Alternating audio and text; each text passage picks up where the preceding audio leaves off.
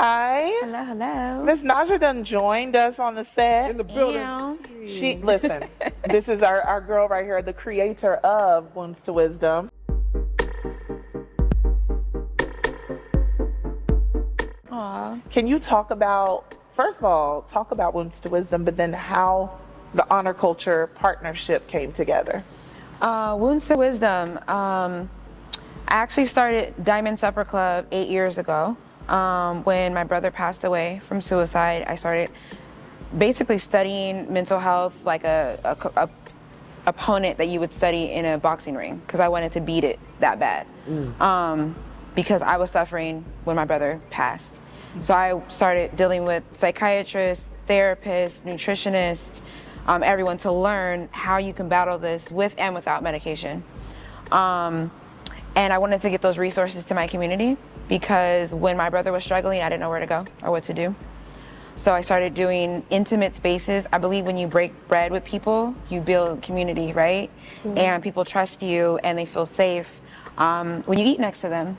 So I was like, we could do a Bible study, we could do all kind of platforms, but the dinner to me made sense. I've been wanting to do a supper club for just Black men for a while. Been praying about it for like 5 years. And when God says go, you go. So I was obedient, and that's kind of how Wounds to Wisdom was born. It's kind of the sister to the Diamond Supper Club, which everyone goes to, men, women, all ages, all backgrounds. But Wounds to Wisdom is a specific safe space for Black men. Yeah. Yeah, thank you for sharing that. And that's beautiful to take something so painful and to flip it into something so powerful and give it purpose like that. Yeah, that's what God does. He takes what the enemy meant to harm you, and he's like, wait, I got something else to do with it. Yeah. So that's what we're doing. Yeah. Yeah, what a way to honor your brother as well. I love that you are doing this and focusing in on Black men. What has grief taught you about community and about healing?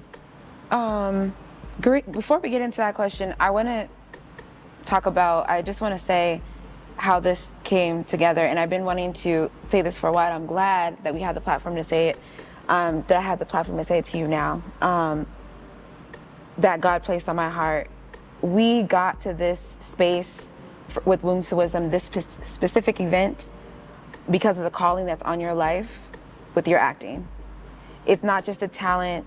It's not just something you're good at.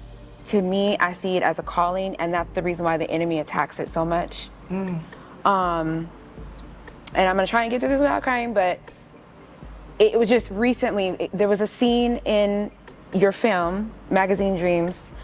The entire film was incredible. It's 2 hours long. I watched it 4 times. But the most powerful scene to me had no words. It was when Killian came into the house defeated and broken, and he fell into his grandfather's arms. And in that moment, they both knew what each other needed without saying a word. And I remember my brother always coming into my bedroom when he needed me.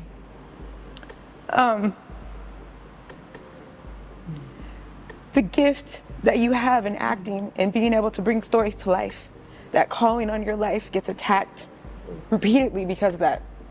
You have 50 men that are going to be at this table that are going to experience the love of God, the love of man, and be able to heal through the calling of your acting on your life.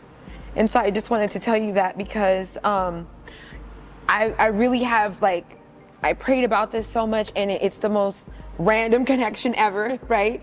To be able to reach out. You had never met me before, didn't know me from a can of paint, and whatever God put in your spirit to say yes, that's what brought us here to this moment. Because you actually met my friend Jay Barnett. He was actually supposed to do this with me. Yeah. And so that's how God works. And so I wanted to make sure that I said that, because I know watching everything that happens, you kind of think, you think on the outside and the surface level, why is this happening to me? And why is it going down this way and publicly and all this kind of stuff? Because the enemy, if he can attack the calling you have on your life, then it's going to also attack the people that your calling is attached to. and we would have never gotten here. So it was important for me to say that. Yeah. So it's centering on Black men and the healing of Black men. Could you tell me, Black man, how has your personal healing informed how you show up to have this conversation? Oh, wow. So first I have to say our brave and beautiful leader, Naja, has really orchestrated something really important here.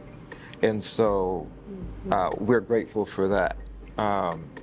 To your question, how my personal mental health or fitness informs how I show up for this? How you're healing. How my healing. Yeah, how that Healing. informs Yeah. how you show up for the conversation. Yeah.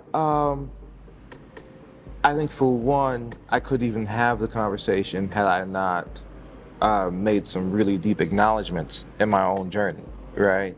And for this supper club that we're doing, for this event that we're partnering on, it kind of all moves towards like a fireside chat, a talk. We have some beautiful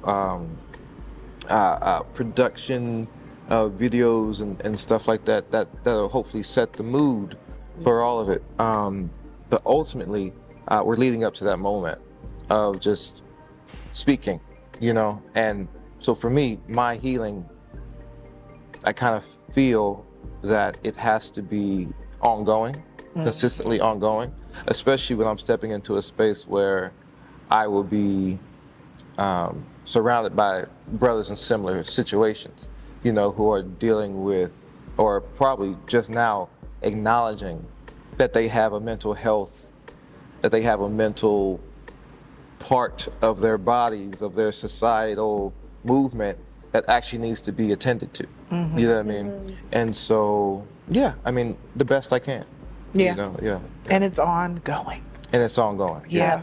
I've deeply felt. Yeah. You once said something about Meagan having to sacrifice so much to stand by your side.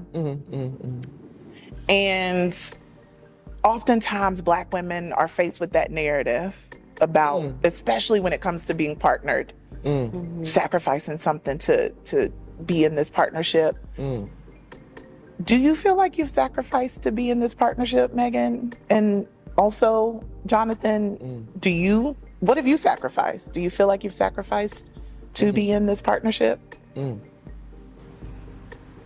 I don't feel like I have.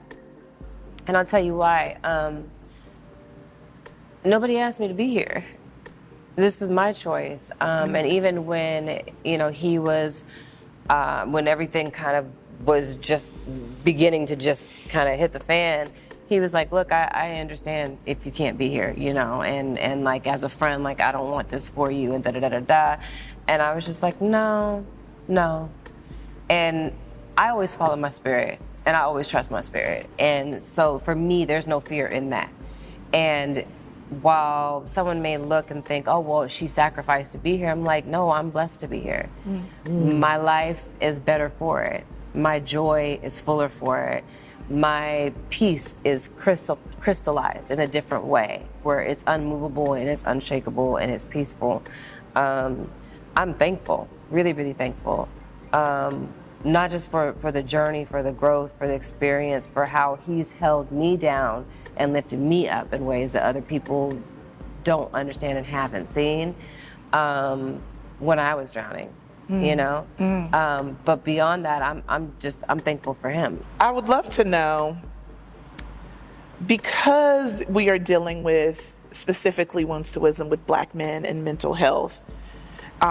Studies show that Black men report symptoms of depression and anxiety less often than their white men counterparts, but they're far less likely to seek therapy, which is something we kind of know culturally.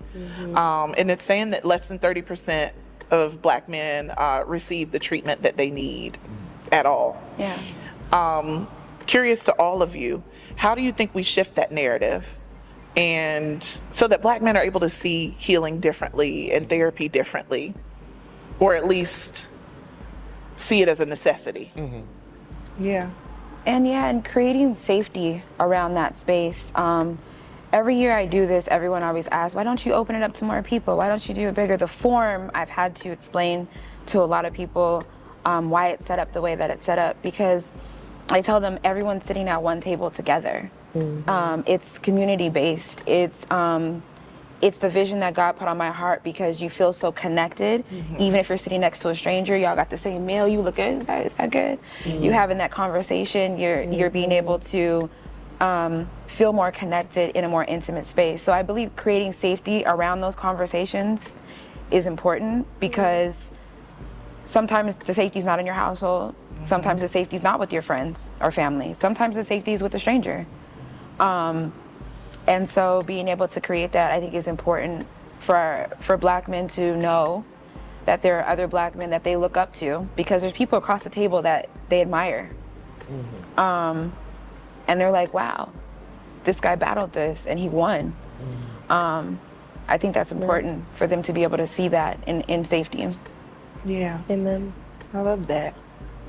I think something that's going to be really beneficial, something that's helped me, and something that I'm really interested in kind of bringing to the guys, on the night, is value. I think a lot of, I think for some of us, the narrative of masculinity is so toxic. And the image of what a Black man is so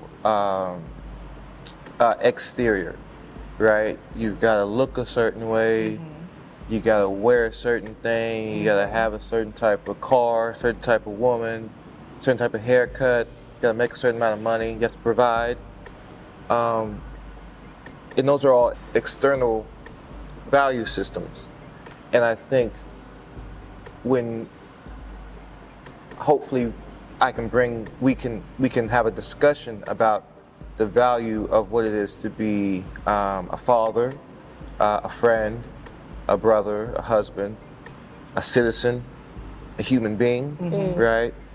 And once they understand the value of that, we can then talk about, well, what is the upkeep of that, right? And a big part of the upkeep is keeping the operating system going. Oh, yeah. Yeah. I feel that, like, you don't have to be, in the sense of like the doer of it all that you were mentioning, like, you don't have to be seen to be substantial. Do you know, like, I think people, especially when they don't feel the value in themselves, they think, oh, well, they don't see, no one sees me, no one hears me, no one understands. Like, Yeah. what's the point? But the thing about that is, it's like you're mirroring, right? No one's seeing you, but how much of you are you seeing? Yeah. Right? That's where it breaks down. And that's where it gets gnarly, and that's what I find with some of the groups, some of my homies and guys who talk about this stuff. That's where the alignment comes in, right? And that's a weird diagnosis, right? Oh, I'm not feeling seen. Oh, if you're not feeling seen, you may not be doing enough seeing of yourself. You may not be sitting and taking inventory the way you need to. You know what I mean? Maybe. Sometimes that's the case. For me, that's the case. Yeah, I think so. Yeah, it very much is. You have to. Yeah. The tapping, y'all. You gotta tap into you. But what do you hope that people, especially the Black men that you were inviting to this table to sit with Jonathan, what do you hope that they walk away feeling and knowing? That they matter.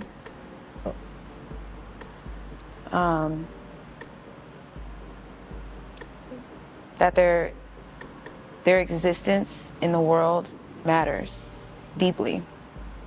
In their communities, in their households, in their families, that they matter.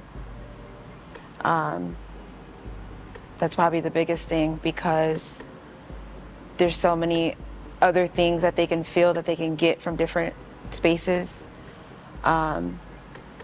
But I really want them to know that we were intentional about creating this space for them, that we were intentional about allowing them to feel free to express themselves and tell their stories, and that we are honoring them by being there, honoring honoring them for just being them. They don't have to be a celebrity. They don't have to be top in their company. They don't have to be anybody except that black man at the table with their name card, and they're being honored for that. Yeah. So I want them to leave knowing that they matter. Yeah. I love that. Well, thank y'all so much Thank you. for your generosity of your time and your energy and sharing the space with us, sharing it with BET, and sharing in such a powerful way of showing up in the world when you think it's a sad thing, Yeah. and you made it a big thing in his name. So thank you. Thank you. Thank you so much. Thank y'all. Thank y'all. Thank you. Yay.